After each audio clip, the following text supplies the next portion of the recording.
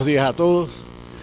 Lo primero que quiero es agradecerle a la Intendencia y sobre todo al doctor Zavala, que fue el que nos invitó a participar en este evento, y con ello darles las experiencias que uno tiene acerca de este tema y también cómo fue que uno se vinculó a esta maravilloso, vamos a llamarle, camino del saber y de la cooperación en lo que se le conoce como universidad-empresa. Estaba oyendo a mi colega anterior sobre las dificultades que presenta Ecuador acerca de esta trama de tratar de buscar las mayores eficiencias y calidad en la relación, sobre todo con la sociedad, la universidad, la empresa, etcétera, etcétera. Les voy a explicar antes de comenzar a darle los detalles de cómo surge este proyecto, porque realmente a mí nos coge un poquito de sorpresa cuando el jefe mío de la Dirección de Investigaciones nos pregunta si algunos de nosotros habíamos trabajado en proyectos relacionados con la innovación.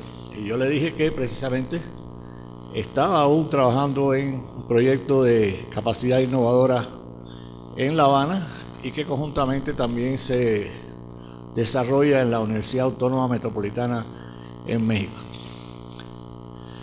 Entonces, oyendo a mi colega anterior, quiero decirle que ha sucedido algo diferente.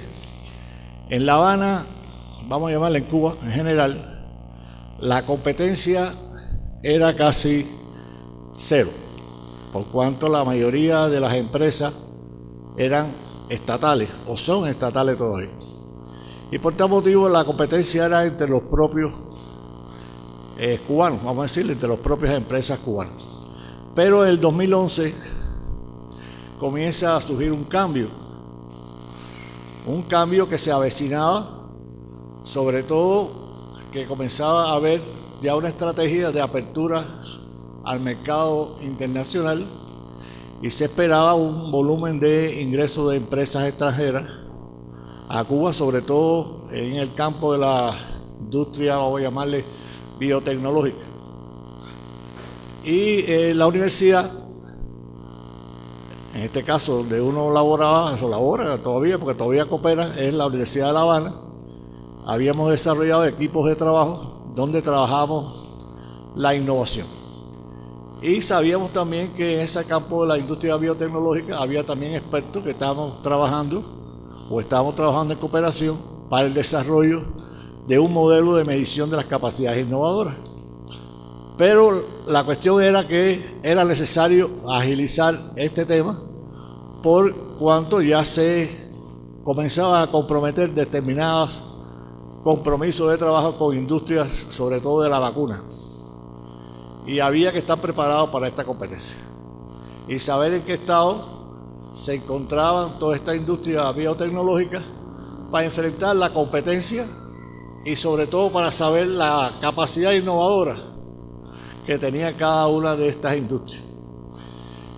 Y la universidad marcha, por un lado, sobre todo en el campo de la investigación científica y los procedimientos metodológicos, y la práctica, en este caso la industria, marcha sobre todo en el desarrollo de la industria de la investigación tecnológica y sobre todo el incremento de nuevas tecnologías, vamos a llamarle de tecnología dura, y eso había que fusionar. Y se crea a través de esta iniciativa, se crea un grupo de trabajo. En este caso, uno de los que lidera ese grupo de trabajo soy yo, e incluso en este momento está en Uniande una de mis mejores, vamos a llamarle súbditas y más experimentadas profesora e investigadora en el campo de la inteligencia empresarial, que es uno de los factores fundamentales. Entonces se dio la tarea precisamente de hacer un modelo que permita medir la capacidad innovadora en la industria biotecnológica y simultáneamente se nos da la posibilidad de medir la capacidad innovadora de la industria, vamos a llamarle, de los software de enseñanza en la Universidad Autónoma Metropolitana. Y comenzó a proyectarse este tipo de proyectos. Proyectos que ojalá sirva a la industria automotriz, a la industria carrocera de Tungurahua, que es la que nosotros vamos a trabajar, sobre todo el campo del clúster carrocero. Y lo que vamos a explicarles es, en algunos detalles, cómo fue surgiendo este proyecto y este modelo para medir la capacidad innovadora de las empresas como base fundamental para la competitividad. Y esa es una cuestión que indudablemente había que estar preparado para ello, y se creó un grupo multidisciplinario, porque esto no lo puede dirigir una sola persona, tiene que estar integrado por distintos factores que la misma dinámica de este desarrollo de esta investigación necesitaba ir incorporando. Al principio comenzamos con personas dedicadas a lo que se conoce como la gestión de información, la gestión del conocimiento, la inteligencia empresarial, y posteriormente nos dimos cuenta que había que ir incrementando a especialistas, matemáticos sobre todo, y especialistas en el derecho empresarial, porque íbamos a encontrarnos toda una serie de regulaciones y normas que en Cuba eran muy fijas, y sin embargo las normas y las leyes y las regulaciones externas eran más flexibles, y había que hacer un estudio en general de todos esos procesos. Y precisamente vamos a ir comenzando a irle hablando acerca de cómo llegamos a concebir el modelo. Hay detalles que todavía no puedo dárselo porque son modelos que son propios, vamos a llamarle, de un poco de propiedad industrial o propiedad intelectual, que sí se lo trasladaremos después a al clúster carrocero, porque va a haber que trabajar en equipo, no solo a la universidad, sino va a haber que integrar a ese equipo a los expertos de la industria carrocera. O sea, va a tener que haber un equipo de trabajo que debe desarrollarse simultáneamente, capacitarlos y conocer profundamente a todo detalle cuáles son las principales fortalezas y las principales debilidades que tiene la industria carrocera en Tungurahua. Empezamos por lo que se conoce como la pirámide de creatividad para ser innovativos, que eso es parte de la inteligencia empresarial.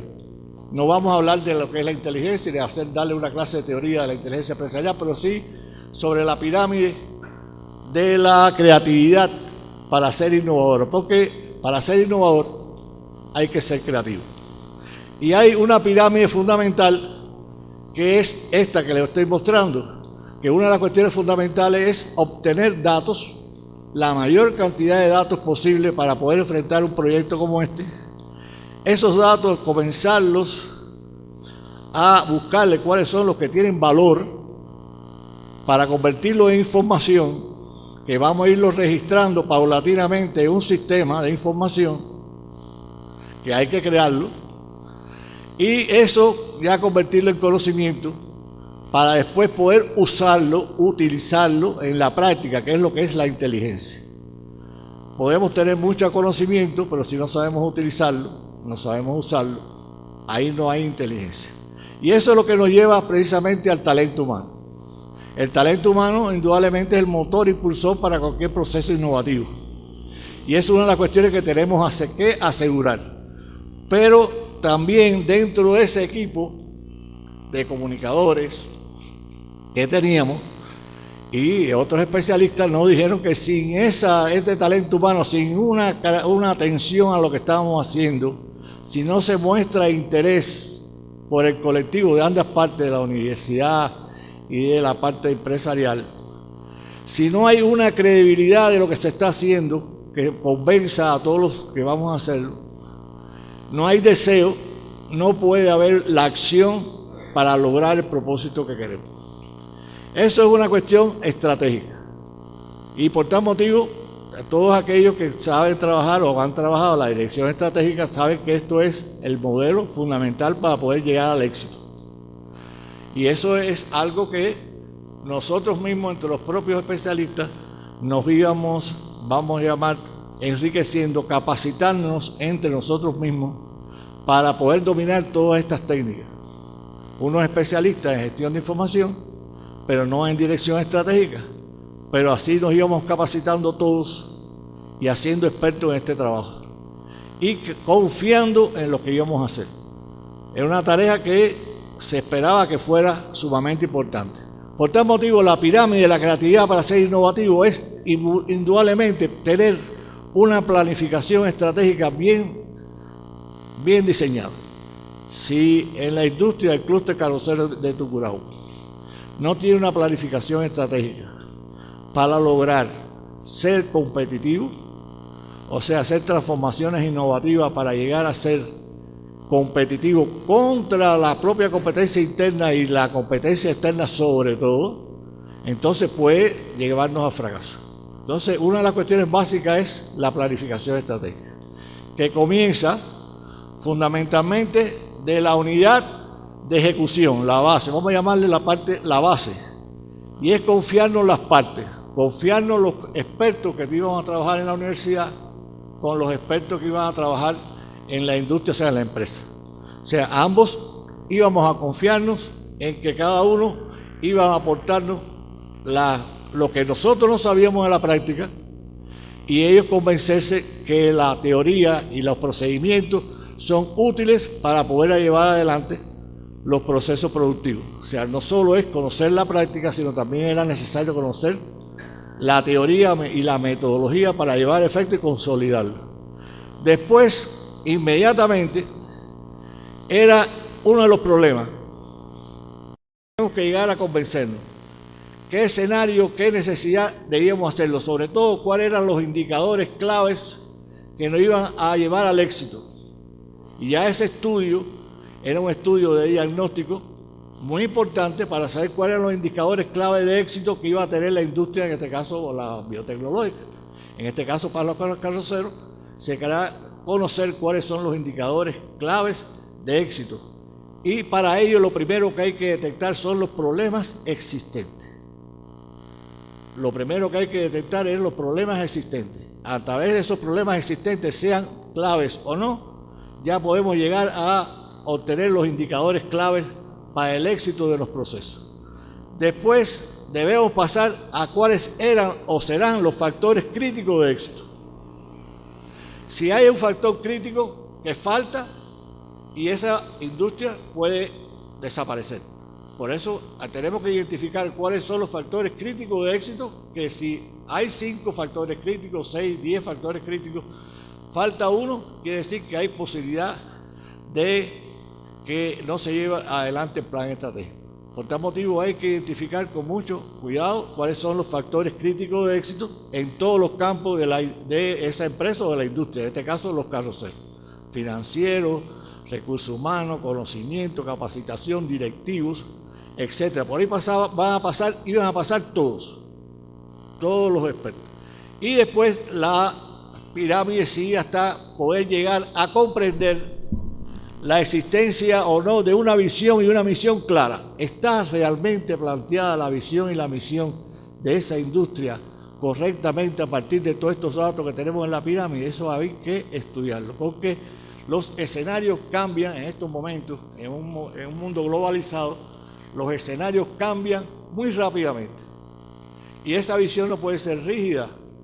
Esa visión tiene que estar preparada para los cambios de una industria globalizada. Y la industria, el clúster carrocero, tiene que estar preparada para eso, porque los cambios en los procesos tecnológicos, en todos los demás procesos, es constante. Y esto es una industria indudablemente que no tan rápida como la industria biotecnológica, pero sí es una industria que el cambio se hace paulatinamente, digamos, en breves espacios de tiempo. Y eso hay que reformularlo. Teniendo ya esa planificación estratégica bien diseñada y conociendo que la innovación tiene 3 partes fundamentales, que es la innovación tecnológica, la innovación social y la de gestión, porque era nuestra meta, y saber que cada una de estas innovaciones va a tributar a determinados sectores. Por ejemplo, lo social tributa a lo nacional y tributa a lo individual. O sea que cuando vamos a hacer alguna innovación o vamos a prever alguna innovación en alguna empresa, tenemos que estar presentes que si hay una innovación social, que tiene que haberla en todas las industrias, tiene que tributar a lo nacional y a lo individual. Cuando vamos a analizar los procesos tecnológicos, la tecnología, que no estamos hablando de la tecnología de la computadora y nada de eso, estamos hablando de procesos tecnológicos. La tecnología, esta herramienta que tengo aquí delante, es un instrumento para mejorar los procesos tecnológicos. Tiene que tributar obligatoriamente a la empresa y a lo nacional. Y desde el punto de vista de gestión, tenemos que tener claro que tiene que tributar también a lo individual y a lo empresarial. Esto es lo que plantea la teoría. Sin embargo, en la medida que va desarrollando, hay cuestiones que se modifican, pero es la base de la competitividad. O sea, desarrollar una pirámide de innovación, por muy pequeña que sea, lleva adelante a ser más competitivo hacia lo que nosotros procedemos. ¿Qué pasó o qué pasa? Por ejemplo, en esta empresa carrocera, ya empezando nosotros a trasladarnos esta idea del modelo, comenzamos a ver la empresa carrocera, el clúster carrocero. Como le dijimos en la pirámide, lo primero que hay que obtener es datos. Nosotros no podemos comenzar si no tenemos datos e información. Y nos hemos encontrado que es un clúster complejo. ¿Por qué es complejo? Porque están las 4 formas empresariales. Y por tal motivo la dinámica de las capacidades innovadoras para cada una de esos tipos de empresas son diferentes. No podemos concretarnos a la dinámica de una empresa mediana o grande, porque es diferente a una empresa pequeña o una microempresa. Ya por sí, el clúster carrocero para desarrollar un modelo de medición de capacidades innovadoras es complejo y por tal motivo debemos crear un equipo capaz de identificar toda la complejidad que hay alrededor de este importante clúster para la industria y la economía ecuatoriana. Porque bueno, ya nos hemos dado cuenta, el que nos antecedió explicó con gran detalle estas cuestiones y por tal motivo hemos observado que estas 4 industrias prevalecen dentro del clúster carrocero: la grande, la mediana, la pequeña, que se conoce como artesanal, y la microempresa, que se conoce también como artesanal. Estas ya están identificadas a través de datos que hemos ido buscando, a través de labores de inteligencia empírica. ¿Está claro? Labores de inteligencia empírica. Y estamos conscientes que la dinámica va a ser diferente a la experiencia que teníamos anteriormente.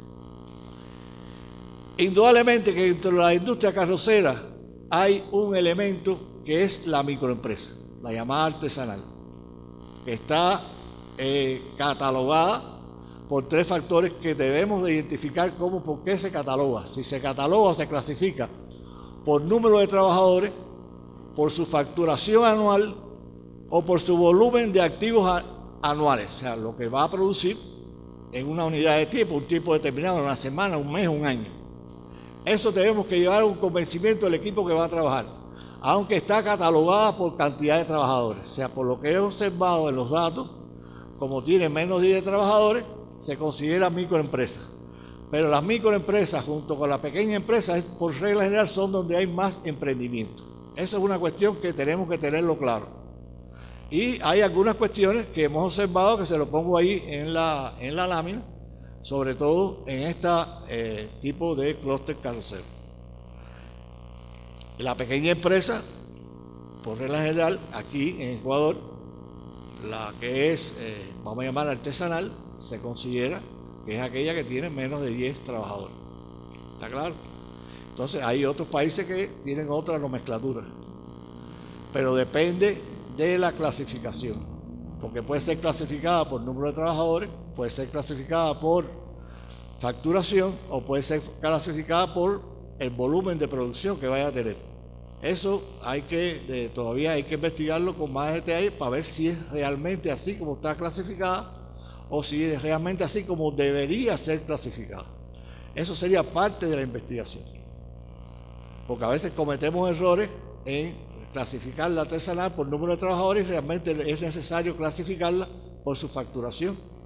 Es más, nos daría muchos más datos. Ahora, ¿qué ventaja tiene, por ejemplo, la microempresa o los artesanos? Que se observa mucho en la industria carrocera. Hay una tendencia, por los datos que hemos ido viendo, hay una tendencia hacia la microempresa. Razón, hay que investigarla. Ventaja que tiene, por regla general, las microempresas son generadoras de empleo. Eso es en todas partes del mundo. Generan empleo. Y se transforman con gran facilidad, porque como ellas son propias de su propia dinámica, de su propio régimen, sus propias estrategias, ellas pueden cambiar en dependencia de su competición, de los competidores locales que tienen alrededor. O sea, esa es la ventaja que tiene de ser una microempresa artesanal en el campo de la industria carrocera, pero tiene sus grandes ventajas. Una de las ventajas es la falta de financiación. Por regla general, a nivel mundial, las artesanales, las microempresas tienen poco financiamiento, a no ser que el gobierno tenga previsto eso. Por bono de desarrollo humano, etcétera, etcétera, lo tiene, puede suceder. Pero se ve obligada de gran número de ocasiones a limitar su mercado al consumo interno.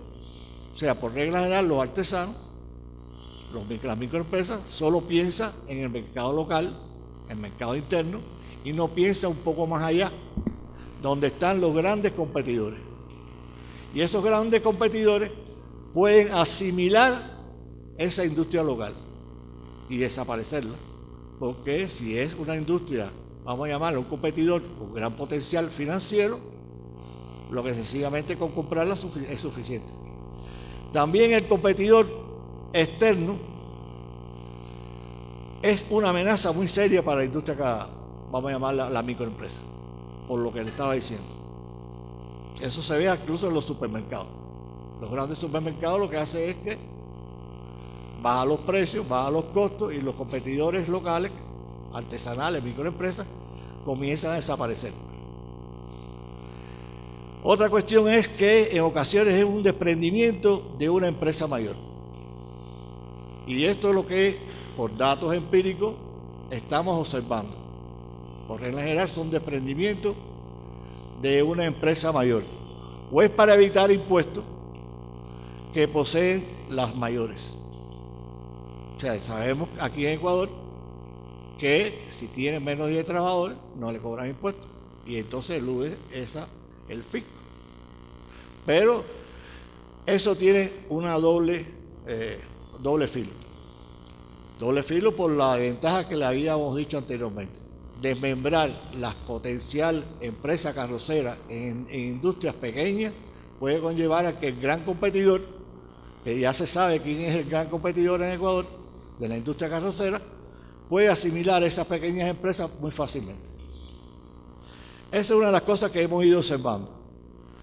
En el proceso investigativo que nosotros vamos a iniciar, lo primero que hicimos fue que existe indudablemente una notable información de la industria carrocera en Ecuador.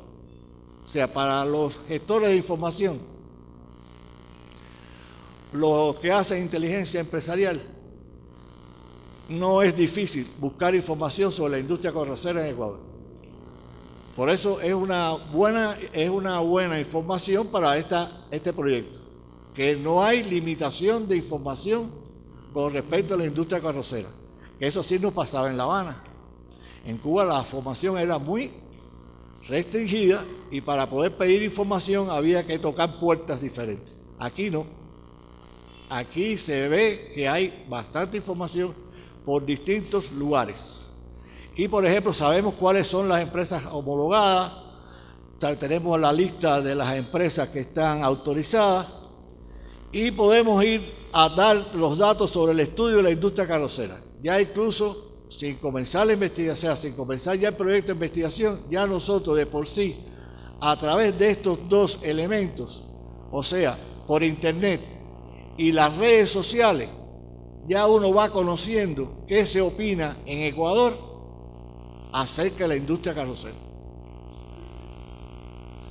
Fíjense bien, hay muchos datos en internet, hay datos en las redes sociales, comentarios, opiniones, y ahí podemos comenzar a extraer información de qué cosa está bien, qué cosa está mal, qué opinión hay acerca de la industria carrocera en Tungurahua y en general en Ecuador. Y hay otro factor que también es la prensa y las revistas. O sea, no es difícil ir a toda la prensa, tanto de Tungurahua como en general de Ecuador, leer los periódicos. Por ejemplo, hicimos un corte del 2011 hasta acá y comenzamos a observar los problemas, ventajas y deficiencias que plantea la prensa y revistas especializadas. Y por ahí empezamos ya a elaborar algo muy importante, que es el árbol de problemas, o lo que llamamos el árbol de conocimiento de problemas básicos que puede confrontar esta industria carrocera, y cuáles son sus fortalezas sobre todo, y qué cosas buenas hay, y cómo piensan distintos factores institucionales, gubernamentales y de las propias empresas. Cómo piensan los propietarios de las empresas, cómo piensan algunos especialistas de las empresas acerca de su industria y cuáles son sus dificultades. Por ejemplo, en estos últimos meses, este último mes, hay mucha presión acerca de las normativas y que hay acerca de la calidad de la industria carrocera en Ecuador. Hay muchos comentarios acerca de eso, que quiere decir que ahí hay algo que hay que tener. Por tal motivo, en este equipo tenemos que tener obligatoriamente a especialistas en derecho empresarial.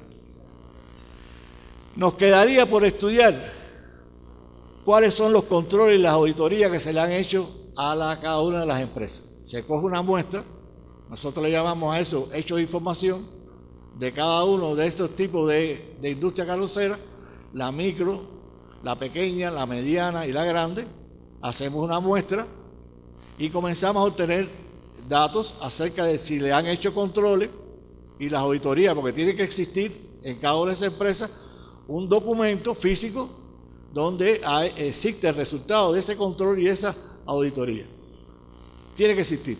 Si no existe, es realmente una debilidad que puede encontrarse en todas esas empresas. Otro es instrumentos que vamos a utilizar.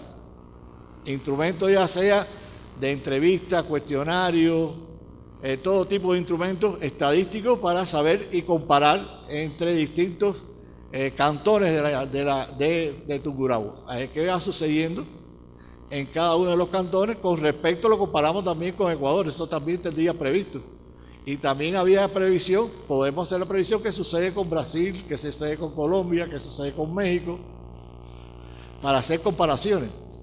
Está la otra, que es la observación en tiempo real. Esa es la más importante. Vamos a ir visitando en tiempo real y entrevistando a los trabajadores, especialistas y directivos. ¿Qué está sucediendo en la empresa en pleno funcionamiento? Eso es muy importante. Y llegar en el momento adecuado. Y la otra sería las normas, las regulaciones, hacer un estudio de las normas, regulaciones, instrumentos, leyes, etcétera, que ya eso sería parte del grupo que estaría trabajando en la parte de derecho empresarial, a ver cuáles son qué sucede con estas normas, que a lo mejor son muy estáticas, son muy viejas, necesitan cambio, y a lo mejor hay determinadas cuestiones que puede suceder que estén violando determinadas cuestiones que son propias de la industria carrocera y de una industria automotriz que es tan dinámica como este tipo de industria. Esto es la base y el inicio de este proyecto. O sea, nosotros cuando ya concluimos esto, es que realmente con toda esta información es que comienza realmente el proyecto. Nosotros fuimos, por ejemplo, y fuimos a la publicidad en internet. Vimos distintas páginas web de distintas industrias carroceras que observamos muy débil contra el mayor competidor que ustedes tienen, que es la Yutong.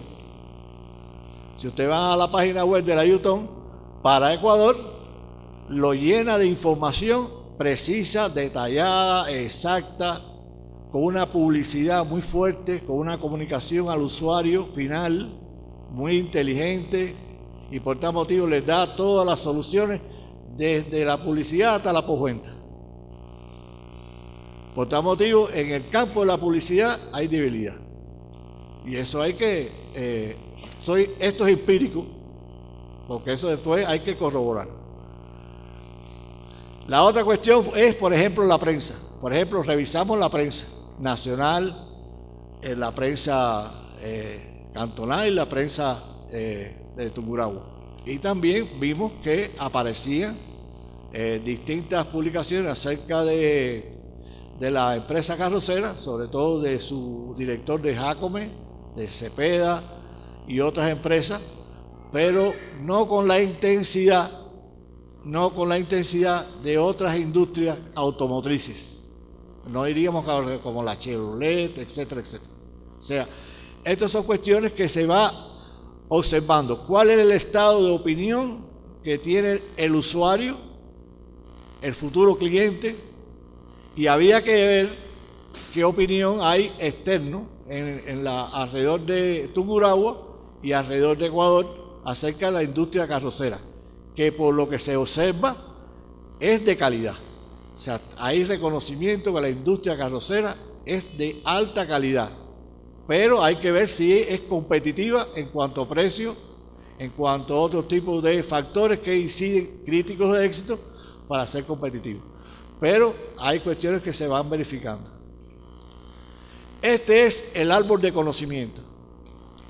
Es mucho más amplio, porque a medida que va pasando el tiempo, incluso ahora con la especialista que tenemos durante 2 o 3 meses aquí, experta en buscar información, esos problemas que vamos identificando, factores críticos, y los problemas que se van identificando, esa rama, ese mapa de conocimiento, lo que está a la derecha, va incrementando, ya sea en problemas o ya sea en fortalezas, ya sea en debilidades o fortalezas, para tener ya vamos a llamarle ya una arrancada, sabiendo que se opina acerca de la industria carrocera, porque podemos nosotros ser los dueños de nuestro estado de centro comercial y pensemos que es muy bueno, pero sin embargo los que opinan alrededor tienen otra opinión.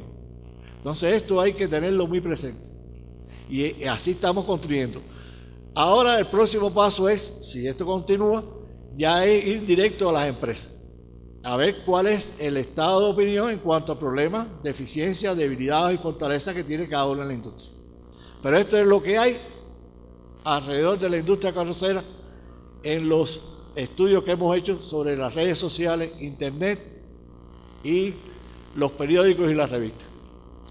Después vamos a ir más adentro, como le expliqué.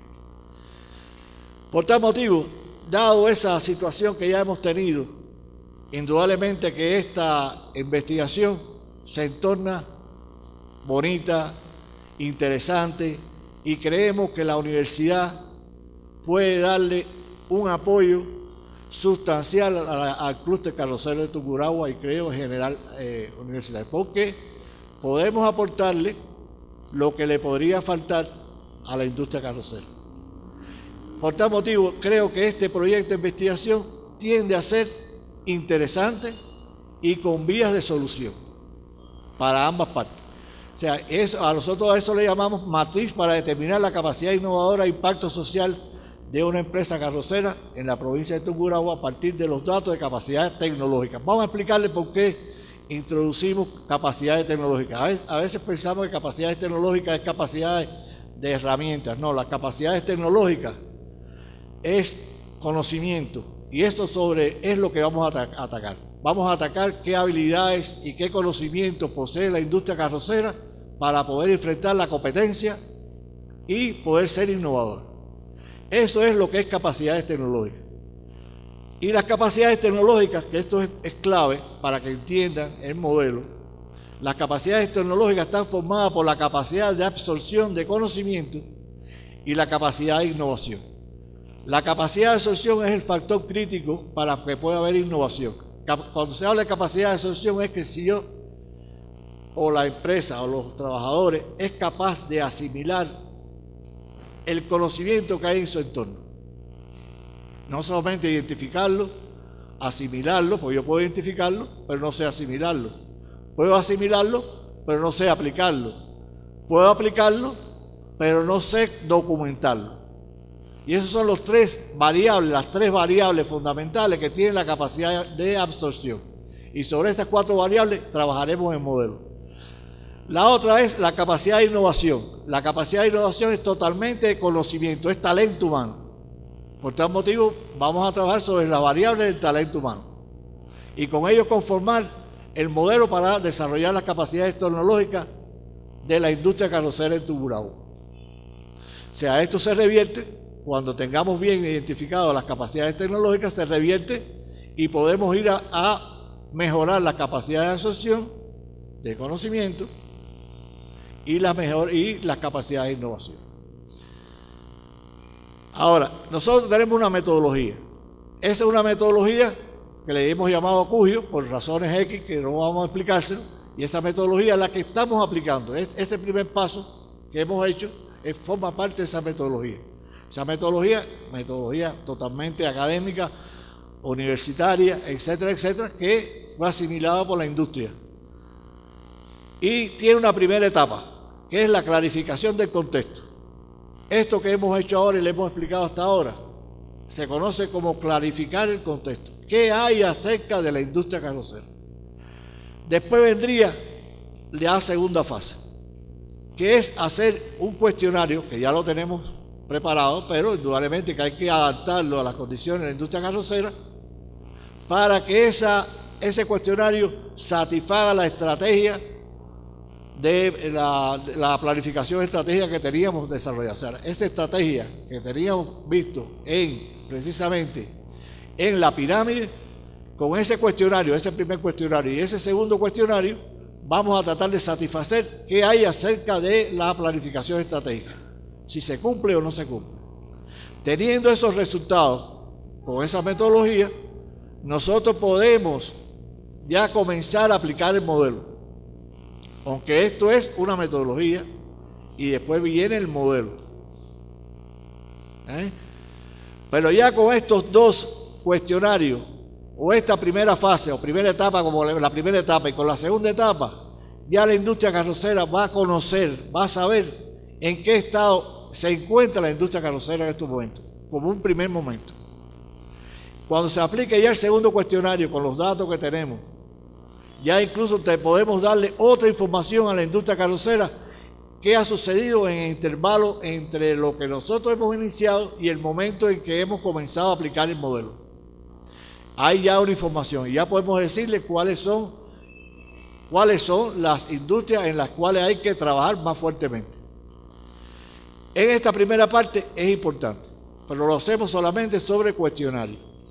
Y entonces, sobre todo, validar el cuestionario, cada uno del cuestionario. Eso es información que tenemos. Después comienza ya la etapa 3, que ya es la aplicación total del modelo. ¿En qué consiste ese modelo? El modelo consiste indudablemente en comenzar a preparar, con las características que tenemos las empresas, tenemos que preparar a cada uno de los expertos que vamos a trabajar. Después, capacitar a todos los expertos, porque todo el mundo tiene que pensar con una misma misión. Y por último, gestionar los tiempos. ¿Qué quiere decir? Que nosotros debemos dar a la industria carrocera en un periodo de entre 6 meses y un año resultados. O sea, no es que vayamos a tomar datos y no darle resultados. Tenemos que darle resultados. Y esa es la gestión de los tiempos. Al momento en que digamos, vamos a iniciar ya el proceso, nos comprometemos entre 6 meses y un año en darle resultados. ¿En qué consiste el modelo? Esa matriz, ¿en qué consiste? La matriz consiste en que hay una serie de variables de la capacidad de absorción que yo le dije. La empresa tiene que estar preparada para identificar el conocimiento que hay dentro y fuera, para poder enfrentar la competencia. Tiene que estar preparada para asimilar ese conocimiento, porque si no está preparada para asimilar ese conocimiento, hay que capacitar a los empleados y a los directivos. hay que mostrar que ellos pueden asimilarlo y pueden aplicarlo. Y por último, cómo lo van a identificar. Y eso lo vamos a contrastar con lo que se conoce con el talento humano. Cada variable de talento humano tiene una serie de indicadores, como las variables de la capacidad, los activos organizativos que tienen las empresas, como los activos tecnológicos y los activos de negocio y los activos sociales. Cada uno de esos clústeres, vamos a llamarlos celdas, tienen un modelo matemático. Ese modelo matemático va a decir cómo está preparado el talento humano para identificar el conocimiento. Ahí adentro hay indicadores y le podemos decir a la empresa tal no está preparada, su talento humano no está preparado para identificar el conocimiento que tiene la competencia. Hay que prepararlo. O sencillamente no está capacitado para asimilarlo, lo puede identificar, pero no sabe ni para asimilarlo ni para aplicarlo. Y eso es una debilidad, a lo mejor sí, y es una fortaleza. Igual hacemos con la variable de activos organizativos. La organización de la empresa en sus distintos indicadores está preparada para identificar el conocimiento, aplicarlo y asimilarlo. Ese clúster o esa celda me va a decir un resultado. Finalmente, después que hagamos un estudio de cada una de esas celdas, llegará el momento que le vamos a decir, en cuanto a talento humano, hay tales debilidades y tales fortalezas. En cuanto a la organización, hay tales debilidades y tales fortalezas. Así con la tecnología, con la capacidad de negocio y con su impacto social. Y ya está, y estaría identificado dónde están las debilidades y las fortalezas, para poder hacer el plan estratégico de poder llegar al final. Y decirle, esto es lo que hay que hacer para que la empresa sea innovadora. Indudablemente que en este momento en que cada una de esas celdas estén dados de resultados, son modelitos matemáticos que hay adentro, me va a decir, me va a identificar las debilidades y las fortalezas. ¿Qué fortaleza tiene una empresa que necesita socializarla con la otra? Porque aquí una de las cuestiones fundamentales es, lo más importante es que la fortaleza hay que socializarla con la otra, porque si el clúster carrocero no se une para enfrentar la competencia, entonces sí puede fracasar. Entonces la fortaleza hay que socializarla. Esa es una de las cuestiones fundamentales. Y entonces lo que vamos a precisar son las actividades principales, cuál es la estructura real organizativa de la empresa, no el organigrama. Vamos a pedir el organigrama, pero no es la estructura real de cómo funciona la empresa. ¿Cuál es el diagnóstico básico del sistema de información? Por regla general, parece ser que hay muy pocas empresas que tienen un sistema de información, ya sea de calidad, ya sea de producción, ya sea de otra, y eso hay que identificarlo, porque para poder ser capaz de ser innovativo hay que tener un sistema de información funcionando. ¿Y cuál es la caracterización de los empleados y los directivos? Podemos decirle con mucha delicadeza, para usted ser director de producción o tal cosa, usted necesita esta capacitación. O si es algo relacionado con un determinado producto o servicio, podemos llegar a sugerirle, mira y esto. Y la universidad está dispuesto precisamente a esa capacitación. No sé cuál será el costo, no sé cuál será, pero será algo que será mucho menor que contratar a una consultora. Por ejemplo, en México tenemos la experiencia que la Procter & Gamble, para poder hacer este diagnóstico, le estamos mostrando a ustedes, cobra entre 700,000 y $1 millón. Por esto que estoy diciendo, la Procter & Gamble, y así otra consultora. La universidad, estoy seguro que algo va a cobrarle, pero no va a llegar a este diagnóstico, ni le va a dar los resultados. Porque ya los resultados serán otras cosas. Si hay falta de sistema de información, hay que crear algún software.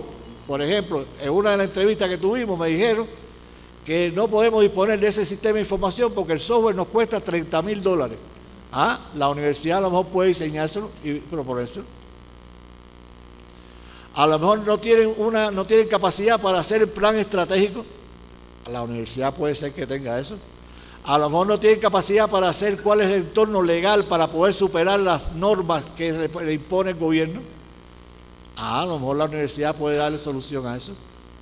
Y entonces, ahí donde está precisamente la capacidad, la relación universidad-empresa, que va a disminuir los costos a la industria carrocera y va a ser mucho más competitivo cuando hay una unidad entre universidad y empresa. Nosotros finalmente lo que vamos a hacer es que vamos a darle una tabla de clasificación. Vamos a decir, este clúster le vamos a llamar a este tipo de empresa, le vamos a llamar inquieta, que quiere decir que está preocupada por la innovación, por una serie de datos que le vamos a dar. Puede ser que sea innovadora, pero no son tecnológicas, o sea, en los procesos tecnológicos no son innovadoras, nada más que en la gestión. O puede suceder que sea un clúster atacante, es decir, que se vea que está preocupada y está trabajando sobre este tipo. Y hay otras que están rezagadas totalmente, que sobre eso hay que trabajar mucho. Este es otro índice que también tenemos para poder clasificar a cada una de las empresas. Esta información que se le va a dar al clúster carrocero va a ser de suma importancia porque va a saber dónde están sus debilidades, dónde atacarlas, cómo superarlas, con quién superarlas. A lo mejor la universidad no puede ayudarle en esto, pero le puede sugerir dónde ayudarla y cómo ayudarla. Pero bueno, para eso es la relación universidad-empresa. Conclusiones que podemos darle. El informe del estado de la capacidad innovadora de la empresa, según la matriz de innovación, va señalando, encontrando las debilidades y las fortalezas. Las debilidades para superar y las fortalezas para que las socialice. Y es una cuestión de unidad de la industria carrocera, que también puede ser que hemos visto datos por ahí que no hay total unidad. Y para poder superar la competencia, la que más la vemos así es la Yutón, que tiene entre los problemas que vimos fue que los aranceles están bajitos.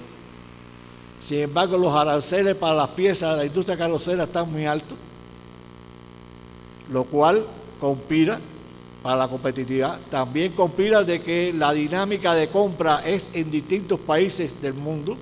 Hay que unir, en ese sentido, una estrategia para comprar en aquellos países sin mermar la calidad, en lo cual los aranceles pueden entrar con más precios más bajos. O, no sé, puede ser que hablemos con la Yutón y entrar en negocio con la Yutón. Todas esas cosas pueden suceder. Y esas son recomendaciones que van a salir de la matriz esta. Porque no solo la Yutón, Brasil, la Mercedes, México,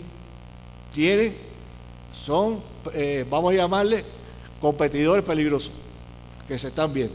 Bueno, vamos a darle las recomendaciones a la industria carrocera y una estrategia conjunta universidad-empresa. Eso es una cuestión que sí va a estar en el informe.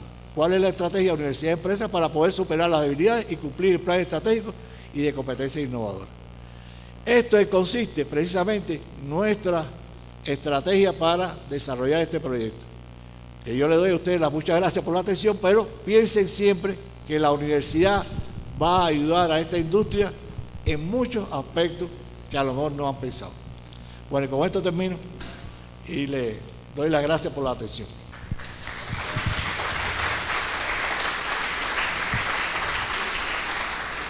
Agradecemos al doctor Carlos Lascano. Tal vez ustedes tienen alguna inquietud para nuestro expositor. Por favor.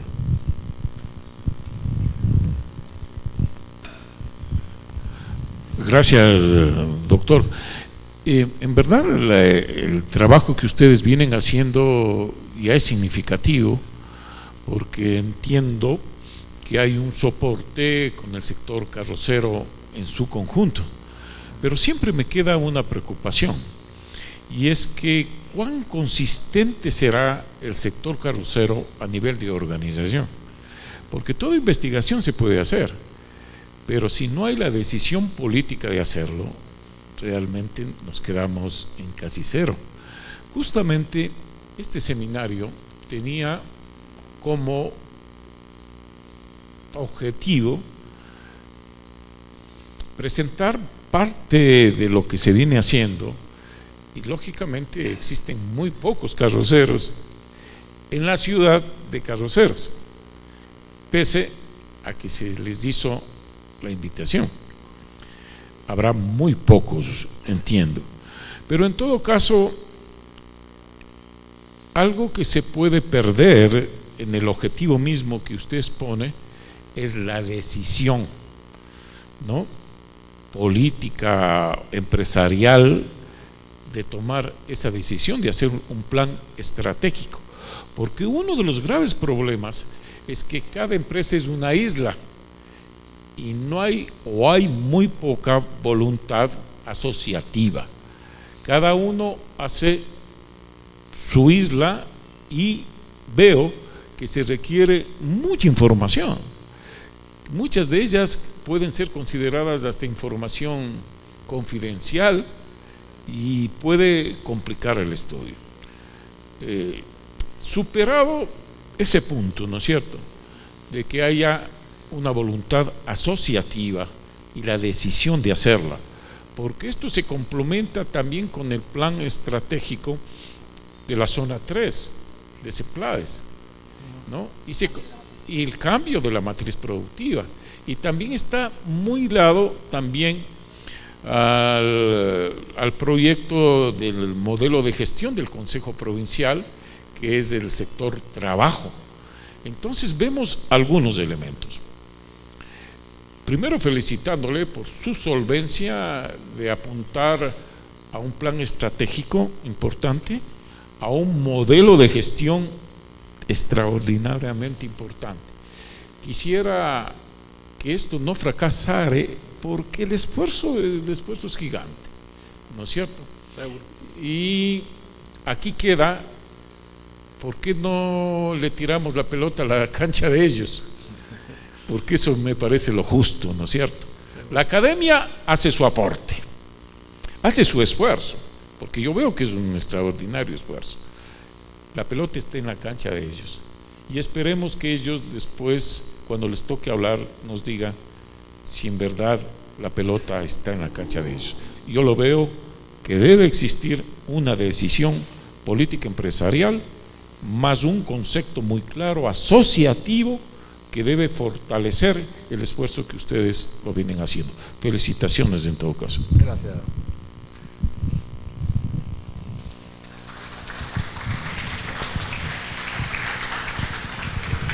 ¿Tenemos alguna otra inquietud?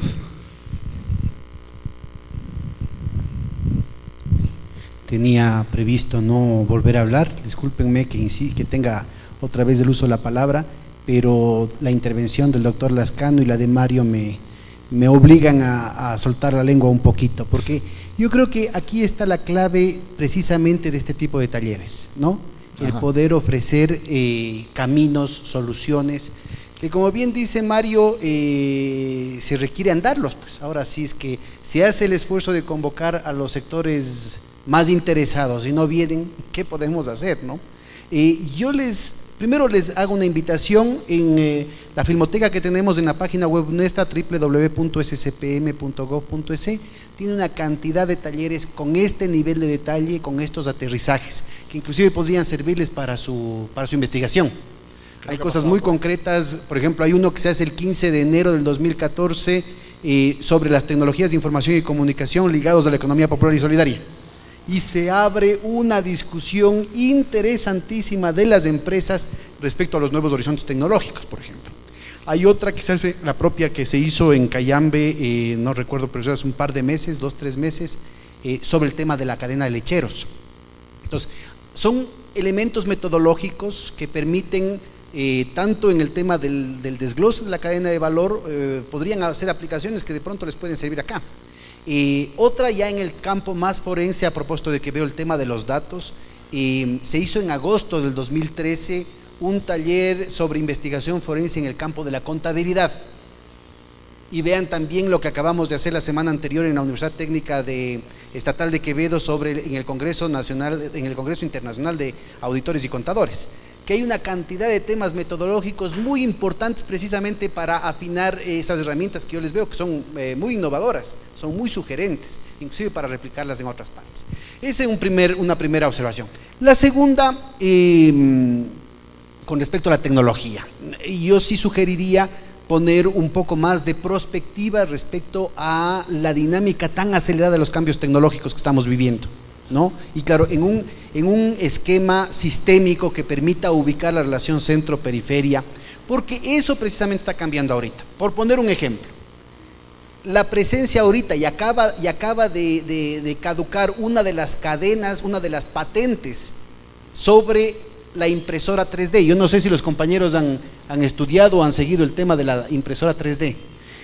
Buena parte de las imposibilidades tecnológicas pueden ser ahorita absolutamente superadas con una impresora 3D. Entonces, inmediatamente, fíjense, ya entra en el campo, es otro de los campos que le compete a la superintendencia y al campo del derecho, para que vean ustedes lo importante de esta situación. El plantearnos este tipo de soluciones concretas, inmediatamente abre una necesidad multidisciplinaria de temas de ingeniería, pero también temas de derecho, propiedad intelectual. Caduca la patente de la impresora 3D, primera observación. Esto implica que ya la impresora 3D fue descubierta hace más de 20 años para que caduque la patente. Inmediatamente ponen a disposición, ponen una cantidad de trucos los abogados para, con un racimo de patentes, seguir extendiendo un monopolio artificial sobre ese conocimiento. Primer punto. Segundo punto, la cuestión de la actitud, que no es solamente política en el sentido tradicional partidario del término, sino que es la política empresarial. Aunque ustedes no lo crean, aquí en el Ecuador hay capacidades tecnológicas formidables, pero que desde la lógica de rentabilización de la corporación transnacional no interesa que sirva ni siquiera al mercado nacional, porque la lógica de la transnacional es impedir que se produzca acá para poder vender, o sea, para seguir de una manera insostenible promoviendo las importaciones. Aquí en el Ecuador tenemos capacidades de generar robótica. Aquí en el Ecuador hay una transnacional que produce robots. La General Motors produce robots aquí en el Ecuador. Y claro, no sé si ustedes conocen el chiste del cholomático. No sé si conocen todos, sobre todo los más jóvenes, cuando recién entraron los cajeros automáticos, uno de los bancos, y aprovechando además del racismo con el que nos caracterizamos, puso el cholomático, y entonces tecnología apropiada, en lugar de tener la máquina, le tenía a un pobre hombre con un salario bajísimo ahí en una caseta dando los billetes, ¿no es cierto? Algo parecido. Y es muy interesante porque esa tecnología adecuada, dado el bajo costo de la mano de obra aquí en el Ecuador, combina el tema de la robótica que viene de afuera con temas ergonómicos muy importantes que permiten, por ejemplo, a un solo trabajador, con la ayuda del tensor y de la robótica, darle la vuelta al chasis completo, sin poner en riesgo su salud. Entonces, reduce los costos de toda la cuestión servomecánica, todo el tema del afinamiento informático, digamos, de la mecánica de precisión que se requiere darle la vuelta con precisión al carro, con la fuerza de la robótica. Entonces se ha generado, eso se tiene aquí en el país, es posible verlo, pero obviamente esa empresa solo produce para la empresa, no produce para el mercado nacional. Produce para que el mercado nacional no pueda producir internamente, porque el interés de la transnacional es vender productos en una estrategia de valorización transnacional, como su nombre lo indica. Entonces, miren, hay una cantidad de soluciones, no sé si fui lo suficientemente explícito, hay una cantidad de soluciones para transformar la matriz productiva, para superar el atraso tecnológico en el país de manera inmediata. Y obviamente no es que una sola medida alcanza para todo. Una de las alternativas que lo planteamos cuando yo estuve en el Ministerio de Política Económica en el 2007 es precisamente el hecho de que hay una cantidad de patentes que se están liberando. Eso implica un retraso de 15, 20 años, pero nuestro retraso tecnológico es mucho más de 15, 20 años. El momento en que se libera una patente, todo ese conocimiento está libre disposición, no hay que pagar royalties por eso.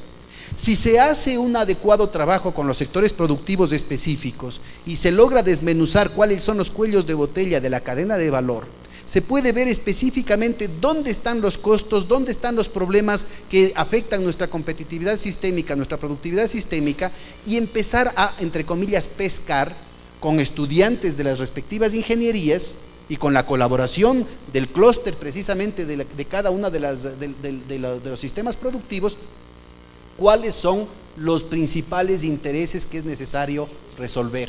Entonces, ahorita estamos tratando de retomar ese tema con el IEPI, el Instituto Ecuatoriano de Propiedad Intelectual, pero el mismo problema que menciona Mario hace un momento, la falta de cooperación de los propios empresarios, grandes, medianos y pequeños, impide que esto pueda aplicarse en los hechos. Y eso sí se complementa con lo que mencionó Carlos Lascano hace un momento del tema de la protección efectiva, es decir, la relación entre el arancel impuesto al producto competidor final, al producto sustitutivo final y el insumo, ¿no es cierto?, cuidando justamente el tema de la producción nacional, inclusive con la insensatez de los compromisos que adquirió el Ecuador en ese acceso tardío a la Organización Mundial del Comercio.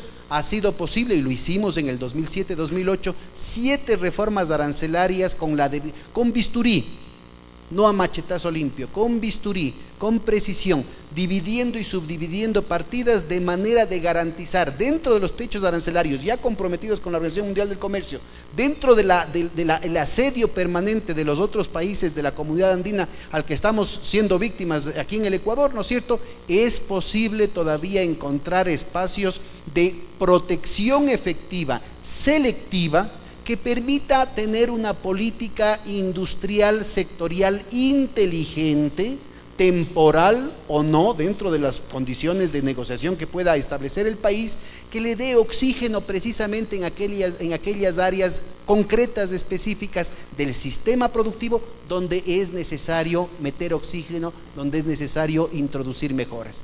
El cambio de la matriz productiva entonces se vuelve una cuestión absolutamente aterrizada, en el que ya la cosa no depende solamente del Estado, en la que es necesario que haya otro tipo de relación entre el Estado, la empresa privada, pero también la academia, con un compromiso directo en el encontrar soluciones específicas.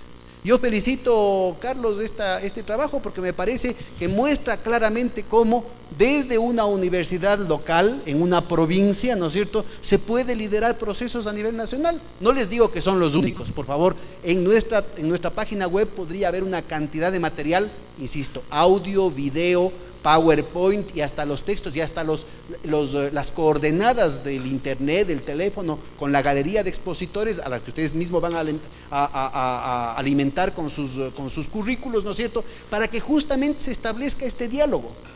Entonces, miren, yo creo que este tipo de cosas muestra el éxito de estas jornadas. El ir aterrizando, no son soluciones perfectas, pero cada cual desde distintas perspectivas puede ir avanzando hacia el encontrar soluciones de ganar. Y finalmente, con esto acabo, lo que se menciona aquí como soluciones asociativas, es muy reconocido en la literatura de historia económica a nivel internacional, digamos, inclusive con sesgos neoliberales, ¿no es cierto?, y se conoce con un neologismo que se llama competencia. Es decir, cooperación y competencia mezclado. Y casualmente, más allá del discurso neoliberal, del discurso del empresario predador y toda esa cuestión, ¿no es cierto?, falto de valores y toda esa cuestión, hay episodios en todas partes del mundo que muestran que uno de los elementos claves en los orígenes del desarrollo económico, precisamente para que pueda incorporar innovación tecnológica, es esta combinación de cooperación y de competencia a la que hace referencia, a la que invita Carlos Lascano, con la propuesta de una asociación estratégica de todo el clúster del sistema automotriz para superar estas barreras del atraso que heredamos del pasado. Yo felicito, ojalá que el resto de estas dos jornadas se den en los mismos términos, porque creo que es una discusión absolutamente indispensable para el país. Muchas gracias. Gracias a usted. Indudablemente que la información que usted me ha dado también va a ser propia de la investigación. Y una de las cosas, y estos seminarios, estos eventos, son propios precisamente para buscar la sinergia entre estas dos grandes instituciones para la cooperación. Una de las barreras más grandes que nosotros teníamos que superar era la comunicación, el entendimiento entre la empresa y la universidad, porque a veces no había entendimiento. y porque catalogaban a los académicos de muy teóricos y a los empresarios de muy prácticos.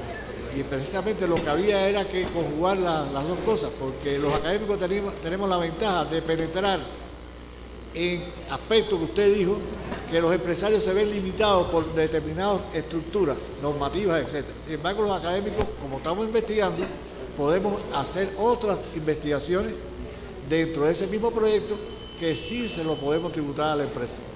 Y la empresa suministrar a la universidad los adelantos más importantes que tienen en la práctica, para poder enseñar mejor al estudiante cuando salga graduado.